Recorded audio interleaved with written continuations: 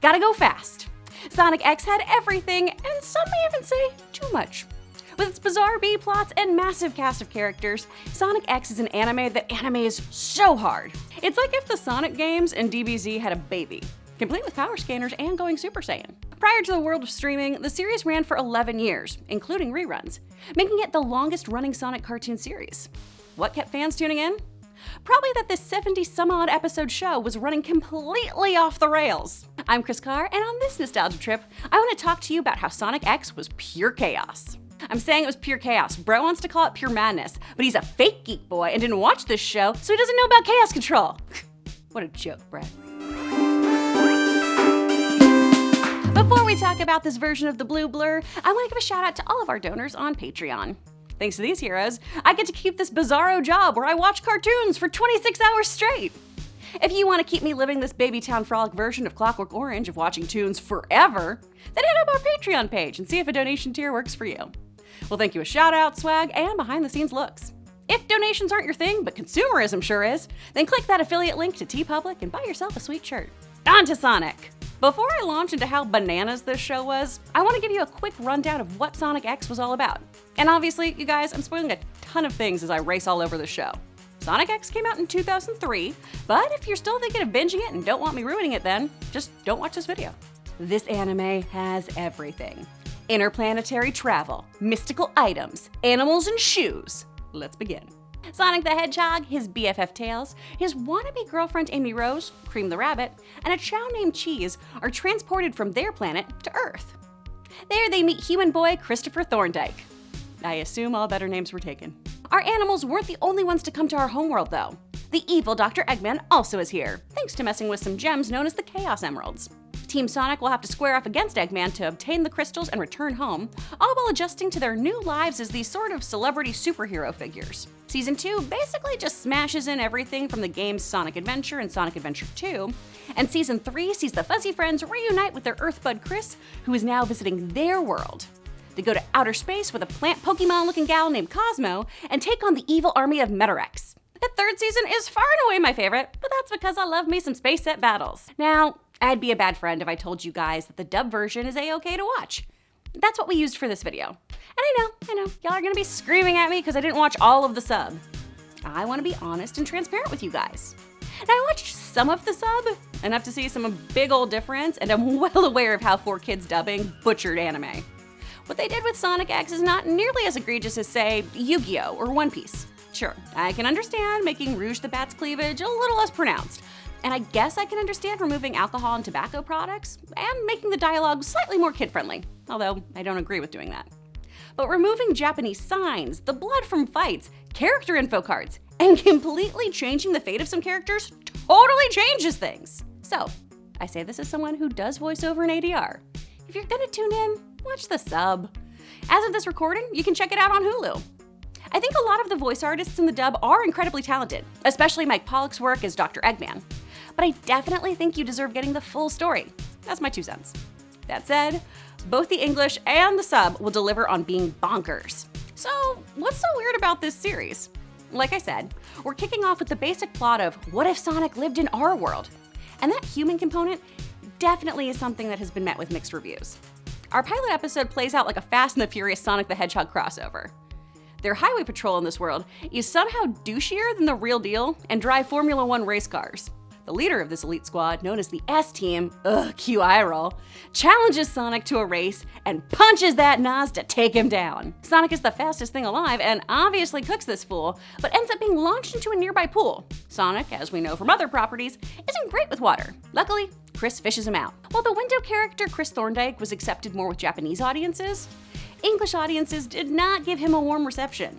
This is mostly because Chris is pretty redundant. His big moments in the series, well, they belong to the cast of characters we knew from the games. Instead of Amy convincing Shadow to save the Earth, he does. Instead of Rouge getting Shadow's ring, he does.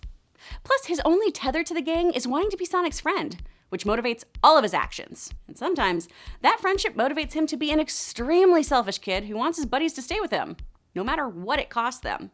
Western audiences did like him a bit more by Season 3 when he was given less screen time, and his character had become more confident and useful. Chris's parents are never around. He's the richest latchkey kid in the world. His mother is a famous actress, and his father is a big business tycoon. So Chrissy Rich is watched over by his grandfather Chuck, a scientist with a Doc Brown vibe to him, and a name that's possibly an old tip of the hat to Sonic's Uncle Chuck from the other Sonic Hedgehog media. Oh, also, Grandpa Chuck's first instinct to see how Sonic moves so fast? Stick a screwdriver right up his tush. Chris also has 2 servants on staff, Ella and Mr. Tanaka. We're gonna just kind of gloss over how these 2 caricatures are depicted. We don't have time to unpack all of that, but we've got to talk about some of the weird stuff Tanaka does. He's a butler, he's a bodyguard, he fights in US battle royales, and at one point, to help out Tails, dresses like a baby, complete with pacifier, and climbs into a buggy that Ella pushes him around in. These are dedicated employees. I think the nicest thing I've ever done for Brett is buy him a My Hero Academia water bottle, which was really like a bro, you gotta hydrate note. Dude is riddled with sodium. His insides are just bouillon cubes at this point.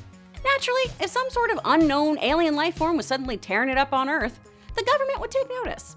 And so, in this Sonic anime, there's a B-plot involving the US military, and the President of the United States is a recurring tertiary character. It's like West Wing with less walk and talks and more Sega. Not only is the president a driving force in the events of the series, he at one point makes the executive decision to hire Rouge as a government operative. Yep, Tiggle-Bitty Rouge. This is the equivalent of the president hiring Selena Kyle as an aide. And he allows her to keep a diamond she stole from a natural history museum, because he's a pretty chill boss. Watching this in a post-Adult Swim world, it's hard not to get a sort of Rick and Morty vibe for the president's sit-downs with Grandpa Chuck and Chris as he asks for their opinion on these anthropomorphic alien animals showing up and if they think they should segregate them from the general human population. I feel like the most bizarre thing we see the president do, though, is host a combat tournament to lure out Eggman. The prize for winning this competition? A Chaos Emerald. So like, hey, here, have this tool that manipulates space and time. It's not enough for the president to throw this competition, though. Oh no. He participates. He boxes, and his opponent, for some reason, is the Black Knight from Monty Python. Oh, and he has Chris, a 12-year-old human boy, fight in this tournament. Who elected this guy? Let's get back to those Sonic characters we know and love, though, right? The series crams in so many faces from the franchise for you to juggle in addition to all those random humans. Amy Rose is desperately in love with Sonic, throwing Miss Piggy-like tantrums when she doesn't get her way. She's a nightmare, a stage 5 clinger. She is powerful though, and that Harley Quinn hammer she's toting around is no joke. Plus, this version of Amy and Sonic, or Sonomy, as they're referred to, is much more openly romantic than others in the franchise. Her tactics towards Sonic remain the same, but Sonic seems to reciprocate some of her affection. Cream is, well, mostly useless, and she sounds like she's on Valium the whole time. She's just, the whole time, she talks like this. Sonic, no. Also, she gets to kill her robot friend, which Sonic acts like is something that will empower her. Rouge, like I said, is working for the president and being fan servicey. This is my favorite thing about Rouge. Every time she shows up, every time, just like even if they pan towards Rouge, this saxophone music plays. It's like a royalty-free version of Never Gonna Dance Again. Just wham! It should come as no surprise that this character is overtly sexual, and seems like she really wants a little encanada in her. Knuckles is in the fold, and once again is tricked by Eggman into fighting Sonic. Dude, don't trust Eggman. Knuckles has an episode where he teams up with this schlubby guy named Hawk, and they basically have a buddy cop romp. It's precious, and Hawk loves him so much. Frankly, watching this, that's the show I want. Knuckles and Hawk, coming to NBC this fall. The entire Chaotix crew is introduced in Season 2 as well.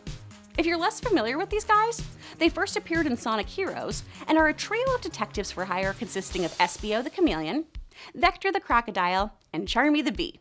In the series, Vanilla the Rabbit hires them to find her daughter Cream. They play a larger role in Season 3, even though most of their appearances are just them delivering stuff from Chris's family. But they do end up hanging around for the final big space battle. Again, another series I'd want. These 3 dudes taking any and all PI gigs to pay rent? That's probably more TBS or Showtime.